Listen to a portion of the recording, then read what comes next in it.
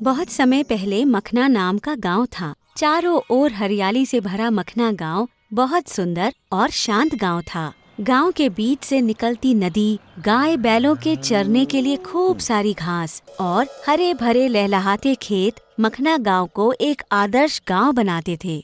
लेकिन दूर से सुंदर और खुश दिखने वाला मखना गांव की सच्चाई कुछ और ही थी। खेत खलिहानों में मेहनत करने के बाद गांव के लोग अक्सर रात में गांव की सीमा से सटे जंगल तक टहलने जाते थे और एक दूसरे का हाल चाल लेते थे। लेकिन लगभग 40 सालों से लोगों का गर्मी के मौसम में यूं रात में जंगल तक टहलना कम हो गया था, क्योंकि अब जो भी रात में टहलने निकलता तो कभी वापस नहीं आता। और उन सभी के वापस न आने का कारण थी एक चुड़ैल।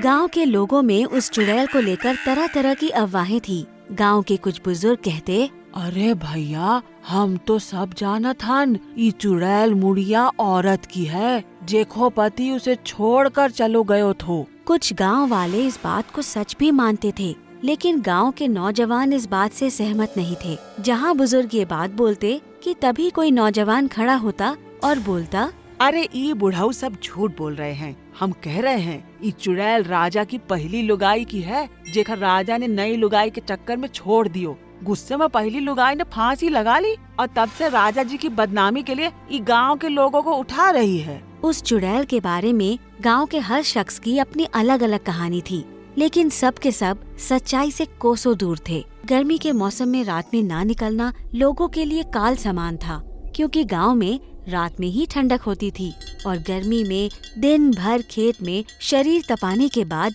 रात की वह सैर ही थी जो गांव वालों को आराम देती थी। लेकिन अब उस चुड़ैल की वजह से उनका ये चैन भी छिन गया था। गांव के बड़े तो इस सच्चाई को अपना चुके थे, लेकिन बच्चों को उस चुड़ैल से दूर रखना मुश्किल हो गया था। ऐसी ही गर्मी की एक रात में गांव में अनिल नाम का किसान अपनी पत्नी से बोला, अरे भाग्यवान, तुम्हें क्या लागत है?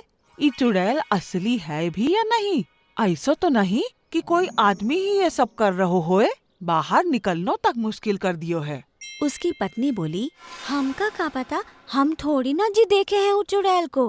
अनिल और उसकी पत्नी के बीच ये बात चल ही रही थी कि अचानक अनिल को उसके पड़ोसी नंदू की चिल्लाने की आवाज आई। बाहर आकर जब अनिल ने नंदू को देखा तो नंदू पागलों की तरह मेरा बेटा चिल्ला रहा था।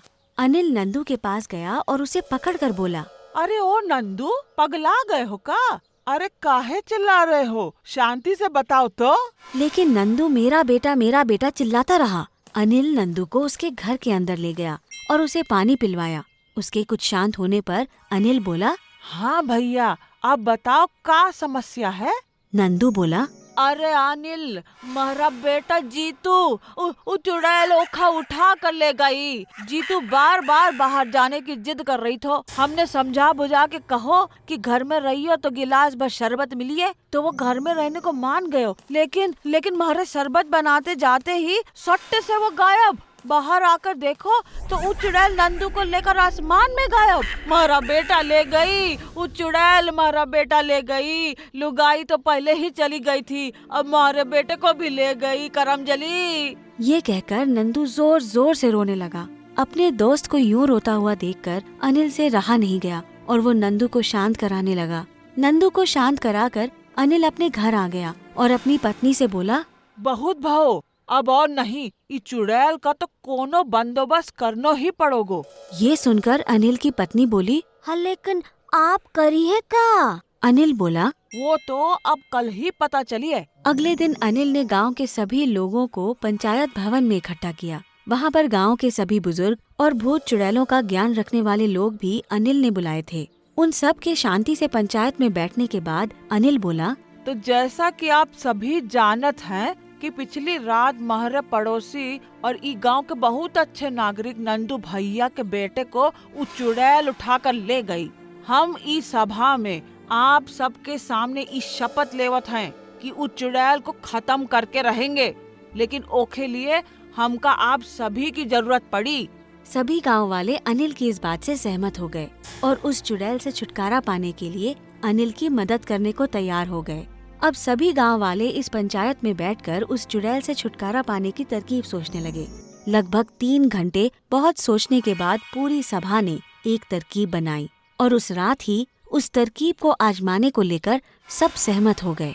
उस रात जैसे ही सूरज ढला और आसमान में अंधेरा छाया, वैसे ही उस तरकीब में शामिल सभी गांव वाले अपनी अपनी भूमिका निभाने के लिए तैयार हो गए।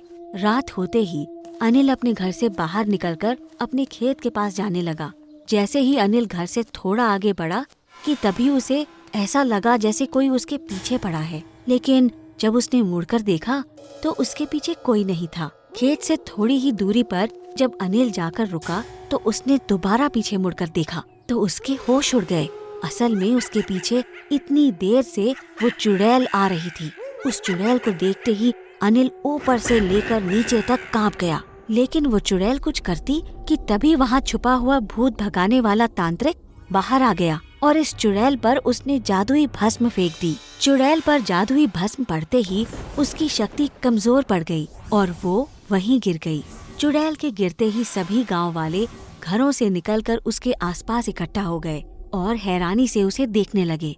तभी भीड़ में से अनिल निकला और उसने उस चुड़ैल को चिल्लाते हुए कहा, बोल बोल, तूने हमारे पड़ोसी नंदू के बेटे जीतू को कहाँ छुपायो है? जिन जिन का तूने गायब करो थो सारे के सारे अभी के अभी वापस ला, नहीं तो तुझे अभी ई तांत्रिक से भस्म करवा दिए। अनिल के ये कहते ही वो चुड़ैल बोली, मुझे भस्म मत करना, लाती हूँ, अभी गायब लोगों को वापस लाती हूँ। ये कहकर वो चुड़ैल सभी गांव वालों को वापस ले आती है। लोगों के वापस आते ही अनिल ने चुड़ैल से पूछा, अब बोल, ये सब लोगों को गायब तूने काहे किया? बोल। वो चुड़ैल बोली, आज से लगभग 40 साल पहले मैं भी खुशी खुशी पास के गांव में रहती थी। एक बार गर्मी की मौसम में मुझे किसी काम से शहर जाना पड़ा और शाम तक लौटते लौटते मेरा पानी खत्म हो गया था। मैं इस गांव के जंगल से होकर अपने गांव की तरफ बढ़ ही रही थी कि मुझे तभी इस गांव के 2 आदमी मिले। उनसे मैंने जब पानी मांगा तो उन्होंने मुझे पानी देने के बजाय मुझे जंगल में वहीं बांधकर मेरा सारा पैसा लूट लिया और मुझे बांधकर चले गए। मैं प्यासी चिल्लाती रही पर कोई मेरी मदद करने नहीं आया और प्यास के कारण मेरी रात में ही मौत हो गई। तब से मैंने कसम खा ली कि इस गांव को बर्बाद करके रहूंगी। ये सुनकर अनिल बोला, तो 2 आदमियन के बुरे कर्मन की सजा तू मासूम से बच्चे को भी देगी? तेरे साथ जो भयो गलत भयो, लेकिन तोखा हम और जिंदगियन के संग खेलन नहीं दे सकथन।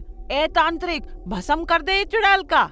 अनिल के ये कहते ही उस तांत्रिक ने चुड़ैल पर ऐसा मंत्र फूका कि अचानक वो चुड़ैल जलने लगी और आसमान में उड़कर राख हो गई।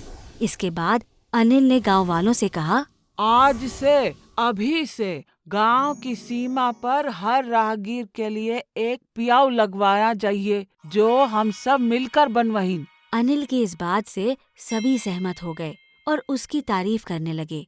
उस दिन के बाद से सभी मखना गांव में शांति से रहने लगे और अब कोई भी राहगीर गर्मी के मौसम में मखना गांव से प्यासा नहीं जाता था।